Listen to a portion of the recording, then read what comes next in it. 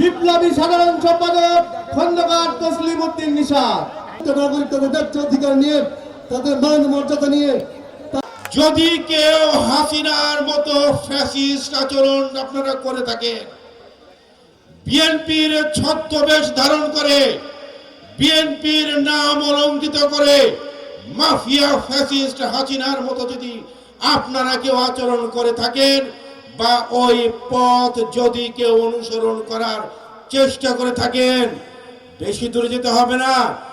7 মাস আগে হাসিনা বাংলাদেশকে যেমন তার নিজের বাপের সম্পত্তি মনে করে ভুল করেছিল, দৌলতপুরকেও যদি নিজের বাপের সম্পত্তি মনে করেন, হাসিনার মতো ছেড়ে পালিয়ে যেতে হবে।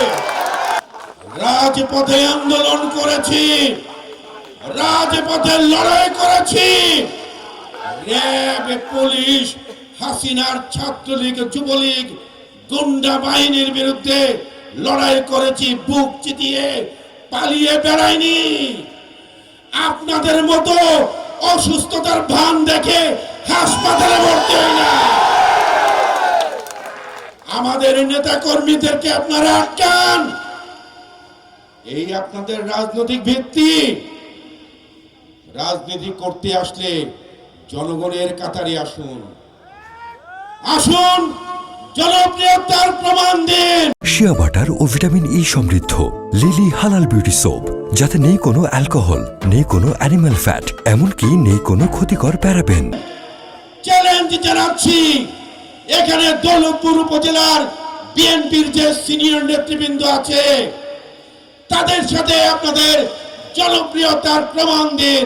চ্যালেঞ্জ জানাচ্ছি আপনাদেরকে। আমাদের নেতা জনাব তারেক রহমান,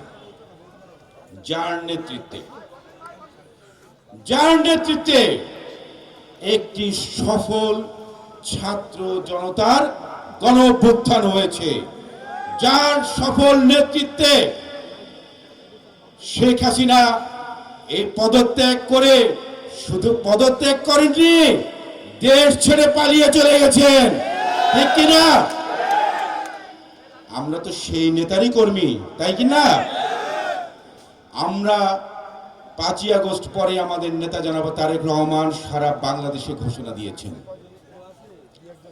বিএনপির নাম ভাঙিয়ে, বিএনপির পরিচয় ব্যবহার করে যদি কেউ কোনো অপকর্ম করে থাকে, তাহলে সে হচ্ছে দুর্বৃত্ত।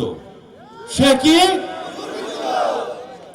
তাহলে দৌলতপুরে যারা বিএনপির নাম ভাঙিয়ে অপকর্ম করছে, তাদেরকে আমরা কি বলবো? তারা কি বিএনপি? তাদের পরিচয়, তারাও হচ্ছে দুর্বৃত্ত।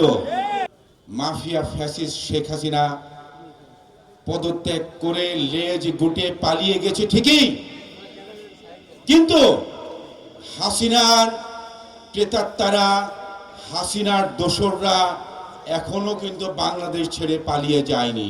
গিয়েছে কি? লিলি হালাল বিউটি সোপ, বিএসটিআই কর্তৃক সনদপ্রাপ্ত দেশের প্রথম হালাল বিউটি সোপ, দীপ্তিময় উজ্জ্বল ত্বকের জন্য।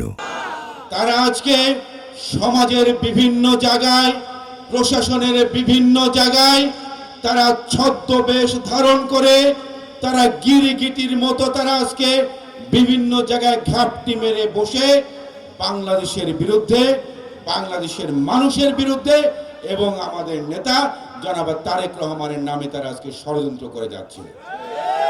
আজকে আমাদের এখানে সবাইকে ঐক্যবদ্ধ থাকতে হবে।